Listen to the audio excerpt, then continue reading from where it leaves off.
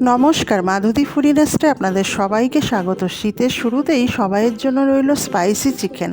পরিষ্কার করে রাখা চিকেনে হলুদ, লবণ, টক দই, সর্ষের তেল মাখিয়ে 1 ঘন্টার জন্য রেখে দিলাম। এইদিকে ফুটন্ত জলে দিয়ে দেব কেটে রাখা ক্যাপসিকাম, কয়েকটা কাঁচা লঙ্কা। এদিকে পেঁয়াজ, আদা, রসুন সিদ্ধ করে রাখা ক্যাপসিকাম, কাঁচা লঙ্কা, 2 চামচ তিল দিয়ে একটা পেস্ট করে নিলাম।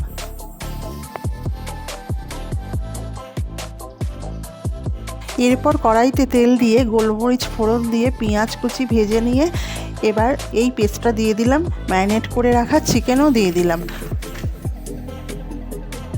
যতক্ষণ না তেল ছাড়ে ভালো করে কষতে হবে। তারপর গরম জল দিয়ে 20 মিনিটের জন্য ঢাকা দিয়ে দিলাম।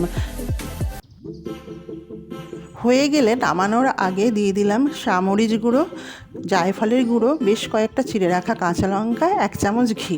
ব্যাস রেডি শীতের স্পাইসি চিকেন। শীতের দুপুরে দারুণ জমে যাবে গরম ভাতের সাথে spicy chicken. Thank you viewers.